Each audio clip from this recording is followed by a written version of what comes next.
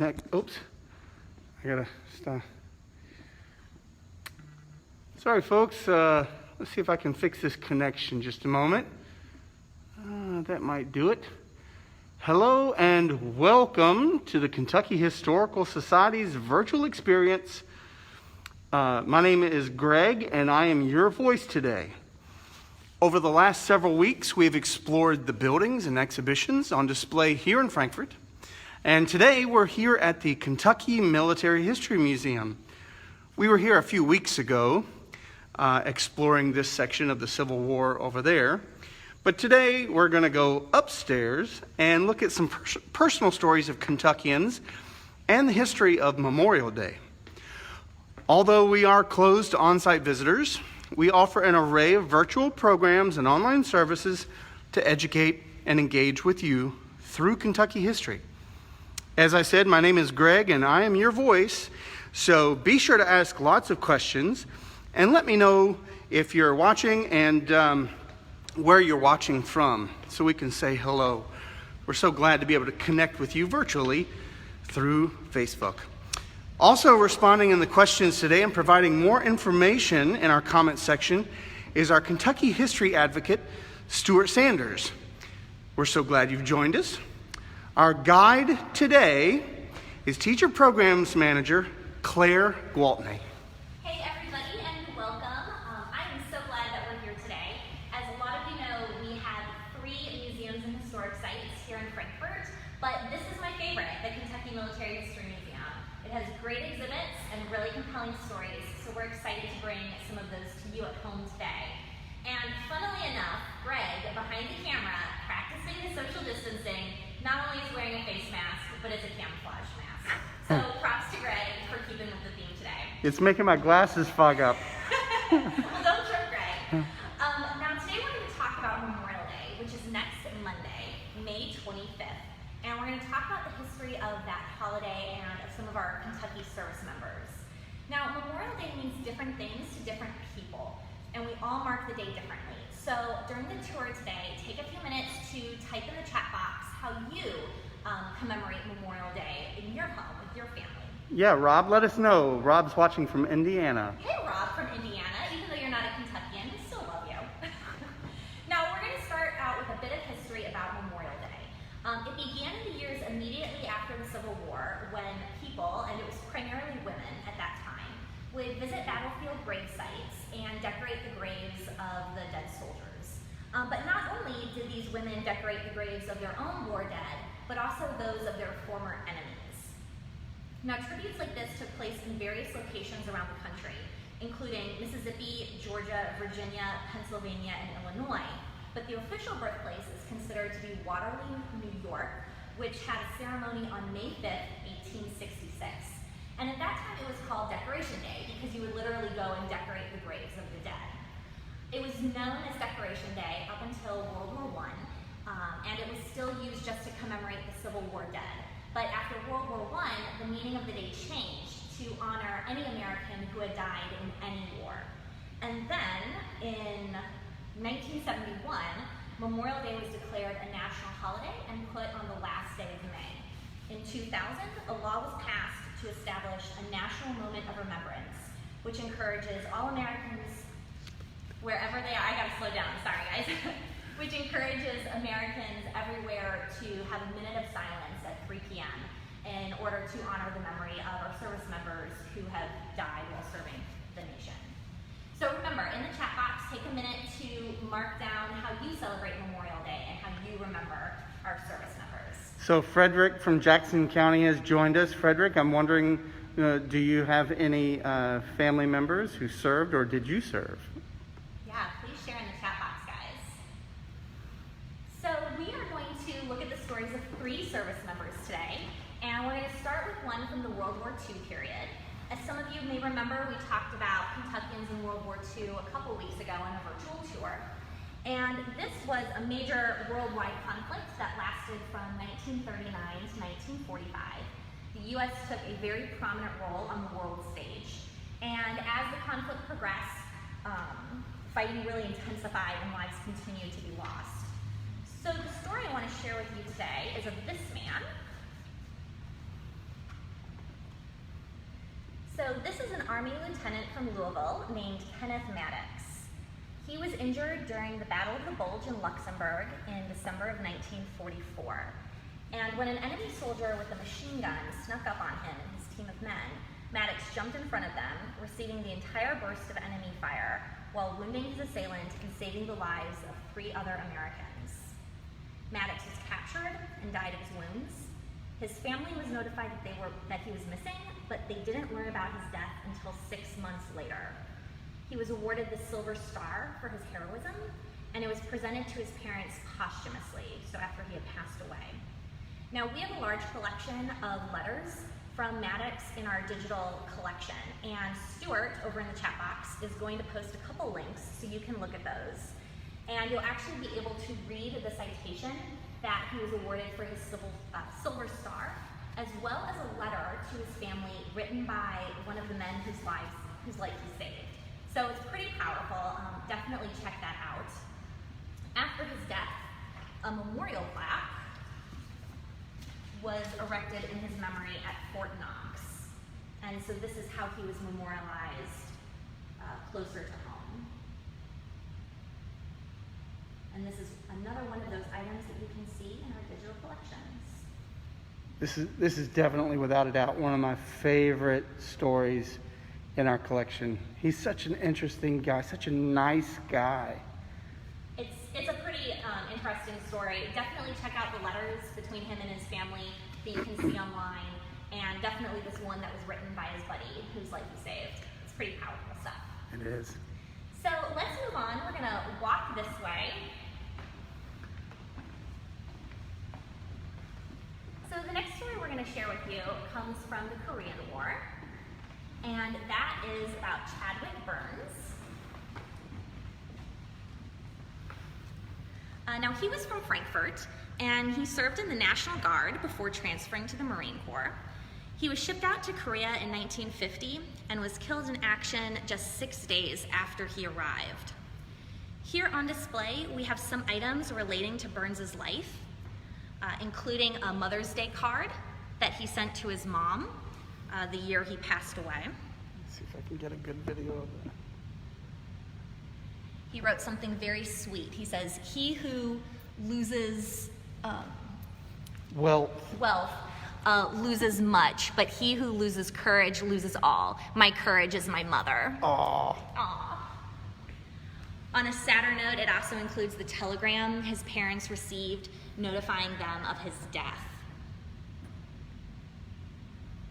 Now, just like Maddox, we have many items from Burns's life in our digital collections, and we're going to post some links to those in the chat box. But one thing that's not on display, which you can see online, is a letter from the Department of the Navy in response to a request from his mother. She had apparently written to them expressing her concerns that her son was killed in combat because he didn't receive enough training beforehand and that he didn't get enough medical care. And I bring this up because Americans have a long history of questioning and challenging the decisions made by our government and our military leaders. And I think that's a really good thing. And we're able to do that in part because of service members like Chadwick Burns who make that possible. So let's keep walking. So be sure to check in those comments because Stuart's been adding the links that Claire has talked about. And let us know, again, if you have any military service members in your family, and where you're visiting or where you're viewing from, and what traditions you guys have for Memorial Day. We would love to help share your stories, because that's what we do here at KHS. So moving on to the Vietnam War, this was probably a recent military conflict that may have been more controversial than all the others. The U.S. was involved in 1955 to 1975, and it was a period of American history where Americans were speaking up about a variety of civil rights issues, and there was a large pro-war, anti-war movement as well. Unlike World War II, Vietnam was a war that really divided our country and had civilians and active duty personnel questioning what we were fighting for. Approximately 125,000 Kentuckians served during the Vietnam era, either because they chose to serve or because they were drafted, which means that they were called up by the government and forced to serve. So what you're looking at now are some items related to two Kentuckians who served during the Vietnam era. It was a brother and sister from Harlan County named Martha and Marcus Davis. Martha served as a Navy nurse, both stateside and in Guam. And Marcus was a staff sergeant in the Army. And let's take a look at his picture right there. Unfortunately, Marcus had been in Vietnam for about 6 months before he was killed, and when his personal effects were sent back in his laundry bag to his family, they never looked at them. It was just too painful for them. Then in 2002, his sister Martha donated the bag to KHS, and that's when the bag was opened and Marcus's personal items were revealed for the first time in over 30 years. I was here when that happened. It was so powerful. Oh my gosh, I'm so jealous. Yeah, it was a very, very powerful moment to have the family in the room seeing these things that they had never looked at before. And so here on display, we have that laundry bag, as well as some of the items, a knife, a compass, the all-important foot powder. So you got to keep your toes dry and as workable as possible. As well as a shadow box featuring his medals that he earned while he was in the service. So one of our viewers, Justin May, said, I have a lot of family that were in Kentucky in 1812, Mexican War, Civil War, Spanish-American War, World War I, World War II, Korea, and Vietnam. So yeah, his wow, Justin, family thank you so history much for your goes way family back. service.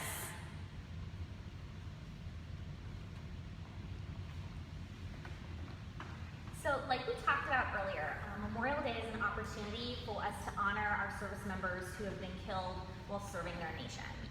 And you'll remember I asked you earlier, I want you to share how you commemorate Memorial Day in your families. So be sure to add that in the chat box. If you do something special, please let us know. Many people, they do something like go to a memorial service or a religious ceremony.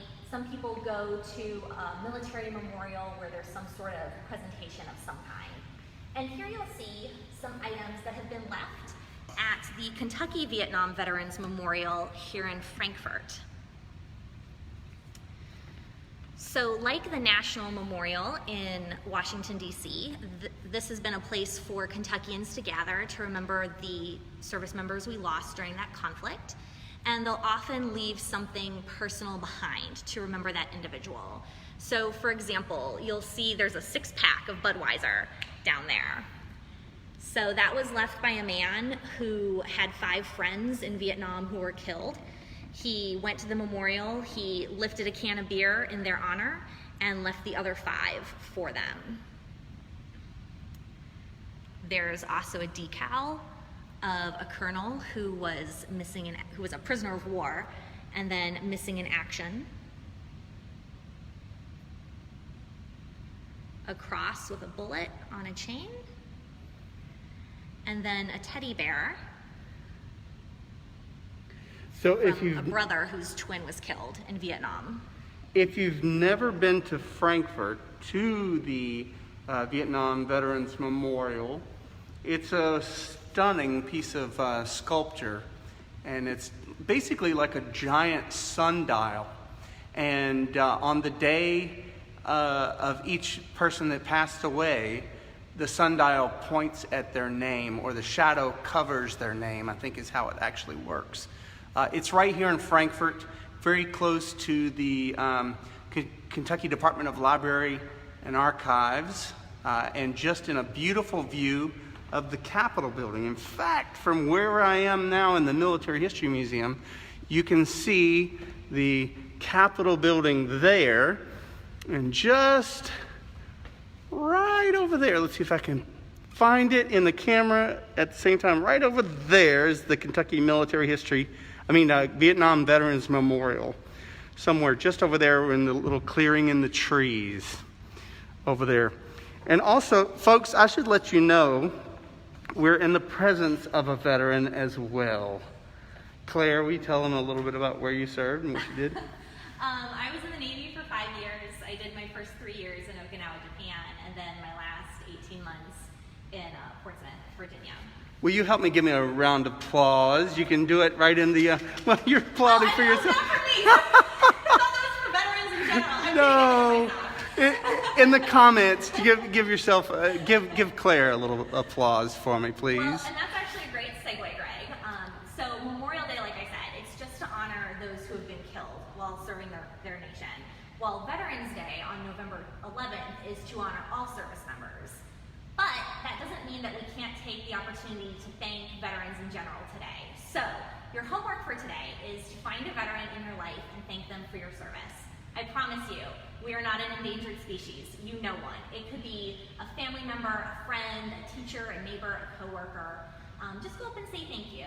So I'm going to get the ball rolling. I want to give a shout out to some of my coworkers. So Jerry, who works right here at the Kentucky Military History Museum, and Bill, who works up in our library and archives. Thank you I think so much Bill just for your joined service. us. Hi, Bill. Thank you. I think he was on just a minute ago. I don't know if I see him still. I'm also going to give a shout out to Doug, the director of our foundation, despite the fact that he's an officer. All you enlisted personnel out there watching know exactly what I mean. But seriously, guys, thank you so much. We really appreciate what you do for us, and we're looking forward to seeing you back here at work soon. Now, if you don't have a veteran that you can thank in person, you could also do something like writing them a friendly letter or a thank you note and mailing it off to them. And we're going to post in the chat box some organizations that you can send those to.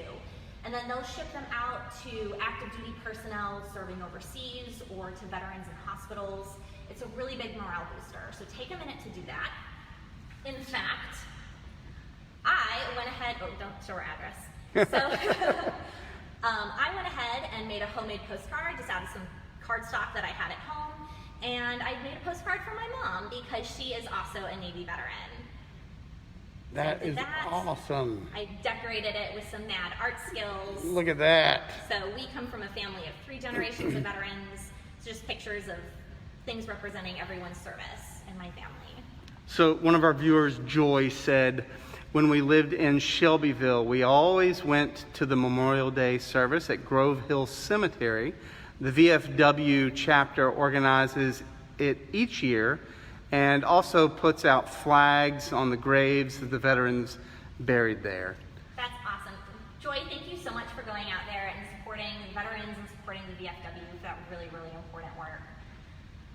Richard said, Richard, our volunteer, said, "Go U.S. Navy!" Yay! Best service, hands down. So remember, next Monday, May 25th, is Memorial Day. Please do something to mark the day and honor those we have lost. That national moment of remembrance is at 3 p.m., just 1 minute of silence to thank them. And are there any questions or any other stories we want to share before we wrap up? Not yet, but I'll give them a few moments to add those. Claire, will you walk with me? I'll keep the Military History Museum in our background as we walk.